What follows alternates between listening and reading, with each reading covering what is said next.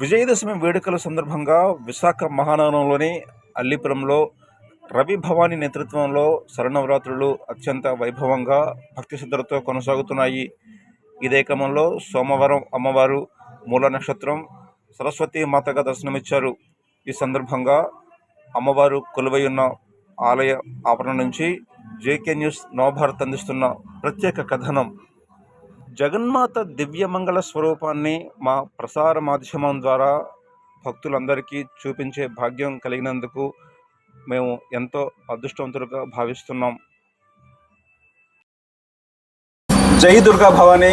ఉభయ రాష్ట్రాలలో ఆ మాటకొస్తే ప్రపంచవ్యాప్తంగా అమ్మవారి నవరాత్రులు అత్యంత భక్తి శ్రద్ధలతో కొనసాగుతున్నాయి. ఇదే క్రమంలో మన విశాఖ మహానగరంలోని అల్లిపురంలో అమ్మవారి నవరాత్రులు అత్యంత భక్తి శ్రద్ధలతో వైభవపేతంగా గడిచిన దశాబ్దాల నుంచి కూడా ఇక్కడ పూజా కార్యక్రమాలు కొనసాగుతున్నాయి. దీనికి సంబంధించి నిర్వాహకులు ఉన్నారు దుర్గా రవి భవానీ. ఆయనతో మాట్లాడి మరిన్ని ఎవరో తెలుసుకునే ప్రయత్నం చేద్దాం. జై భవానీ. శ్రీమాత్రే నమః.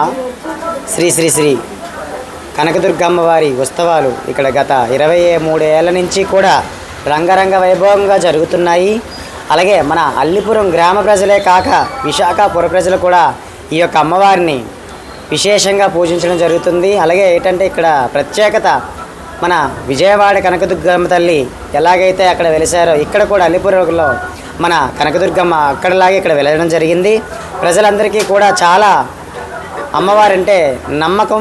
అలాగే 23 ఏళ్ల నుంచి కూడా ఈ ఉత్సవాలు జరుగుతున్నాయి. ప్రతిరోజు కూడా 9 రోజులు ఈ సంవత్సరం 11 అవతారాలు పడడం జరిగేది. ప్రత్యేకంగా కాత్యాయని అవతారం కూడా ఈరోజు సరస్వతీదేవి మూలా నక్షత్రం సందర్భంగా పిల్లలకి అక్షరాభిషేకాలు, ఆడవాళ్ళకి కుంకుమ పూజలు, చంటి పిల్లలకి సరస్వతీదేవి పూజలు, అక్షరాభిషేకాలు జరుగుతున్నాయి. ప్రత్యేకంగా ప్రతిరోజు కూడా కుంకుమ పూజలు జరుగుతున్నాయి. అమ్మవారికి ప్రత్యేక విశేష అలంకార పూజలు జరుగుతుంటాయి. 6వ తారీఖుని విశేషమైన మన అల్లిపురం గ్రామ ప్రజల్లో ముత్తైదులు ఆడపడుచులు అందరూ కూడా అమ్మవారికి బోనాలు ఎత్తుకుంటారు. ఈ బోనాలు ఇక్కడ 16వ ఏటిది జరగడం. అదేవిధంగా అమ్మవారి ఉత్సవాలు జరుగుతూ విజయదశమి రోజు అమ్మవారికి చాలా పెద్ద క్యూ లైన్లో ఎత్తున భక్తులు వస్తుంటారు. ఈ అమ్మవారికి చీరలు, సారీలు అందరూ కూడా మొక్కుకొని మొక్కులు చెల్లించుకుంటారు. అదేవిధంగా 12వ తారీఖుని అమ్మవారికి మహా అన్నదాన కార్యక్రమం జరుగుతుంది. అది జరిగిన ఎడల అమ్మవారి నిమజ్జన మహోత్సవం 15వ తారీఖుని రంగరంగ వైభవంగా మేళ తాళాలతో, సేవగరీలతో, బాణాసంచారాలతో, విశేషమైన విద్యుత్ అలంకారాలతో అమ్మవారి ఊరేగింపు జరుగుతుంది. ఆ రోజు ప్రత్యేకంగా అమ్మవారిని చూడడానికి సుమారు 30 నుంచి 50 వేల మంది దర్శనానికి వస్తారు. అలాగే అమ్మవారు ఏంటంటే ఆ రోజు ప్రత్యేకంగా మరి నేను అమ్మవారిని మోసి ఇప్పటికీ 26 ఏళ్ళు అవుతుంది. అమ్మ నా మీద ఆవగిచ్చి ఆ రోజు ప్రజల నమ్మకం ఏంటంటే అమ్మవారు ఏం చెప్తాదని ఆతృతగా ఎదురు చూస్తారు. ఆ రోజు భవిష్యవాణి రంగం ఎక్కుతాను. ఆ రోజు భవిష్యవాణిలో అమ్మవారు పలకడం జరుగుతుంది. గత ముందు జరిగే విశేషాల సంఘటనలు అమ్మవారు ఎంతసార్లు హెచ్చరించింది. గతంలో కరోనా గురించి మహమ్మారి వస్తుంది, అంతు చిక్కిన జబ్బు వస్తుందని ముందే చెప్పడం జరిగింది. అదేవిధంగా మనం ఆ మహమ్మారి నుంచి ఎన్నో కష్టాలు పడ్డాం, ఎన్నో మంది ప్రాణాలు కోల్పోయారు.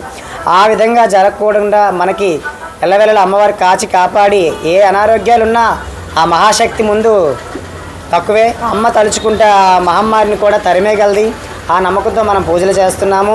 అలాగే అమ్మవారు మన అందరినీ విశాఖపుర ప్రజలే కాదు, రాష్ట్రాన్నే కాదు, ప్రపంచాన్నే కాదు, యావత్ మంది దేశం మొత్తం మీద ఉన్న అందరినీ కూడా కాపాడుతూ ఉంటుంది. మన మహాశక్తిని కొలుచుకుంటే మనకి అమ్మని మించిన దైవం లేదు. కాబట్టి ఈ యొక్క కార్యక్రమాలని అందరూ కూడా ప్రజలందరూ పాలుపంచుకుంటున్నారు. ఈ సేవలో నేను ప్రజలు అందరూ కూడా ఈ యొక్క నవరాత్రి ఉత్సవాలు ఘనంగా జరిపించుకుంటూ మేము అమ్మవారిని ఎంతో ఆరాధిస్తున్నాం. పోలీస్ కమిషనర్ గారు కూడా రావడం జరిగింది. అదేవిధంగా ఇతర ప్రముఖులు వచ్చారు. వాళ్ళు వచ్చి వాళ్ళ అభిప్రాయాలు ఏం తెలియజేశారు, కొంచెం తెలియజేయండి. పోలీస్ సహకారులు వచ్చారు. అంటే ఇప్పుడే కాదు, గత ఏడాదిలో ఎప్పుడూ కూడా మాకు సహకారాలు అందిస్తారు.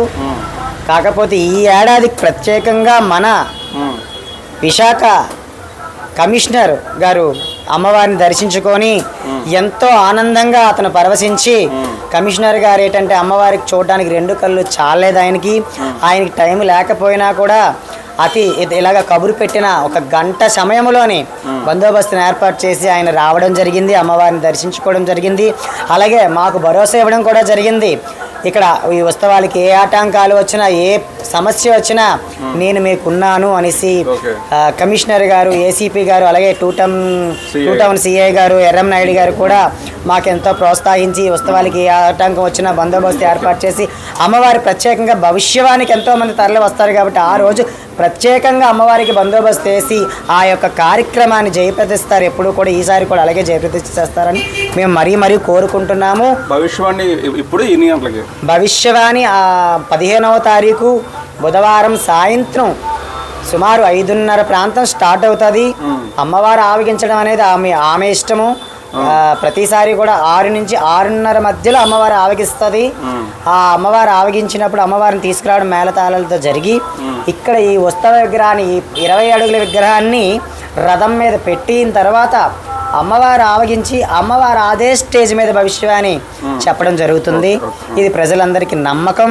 అలాగే నమ్మకమే కాకుండా అమ్మవారి గతంలో చెప్పినవన్నీ ఆచి తూచి ఖచ్చితంగా జరిగి తీరాయి. అది ఇంతకు ముందు చెప్పిన లైవ్లు, వీడియోలు అందరికీ ప్రజలందరికీ వీడియోలు ఉన్నాయి.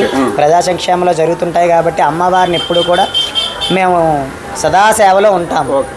ఇది రవి భవాని చాలా వివరంగా తెలియజేయడం జరిగింది. గడిచిన 23 సంవత్సరాలుగా ఈ అల్లిపురం ప్రాంతంలో దుర్గమ్మ వారి తాలూకా ఒక దివ్యమైన విగ్రహాన్ని ఏర్పాటు చేసి ఇక్కడ ప్రతిరోజు కూడా పూజలు కొనసాగిస్తూ ఉంటారు. ఇక్కడ అది చాలా ముఖ్యమైన విషయం ఏమంటే ఇక్కడ అమ్మవారి నిమజ్జనం రోజున భవిష్యవాణి చెప్పడం జరుగుతుంది. భవిష్యవాణిలో ఈ విశాఖపట్నం భవిష్యత్తు ఏమిటి, అదేవిధంగా తెలుగు రాష్ట్రాల భవిష్యత్తు ఏమిటి, ప్రపంచం ఎలా ఉండబోతుందని చెప్పడం. ఉదాహరణ గతంలో కరోనా సంబంధించి ముందుగా హెచ్చరించడం జరిగింది.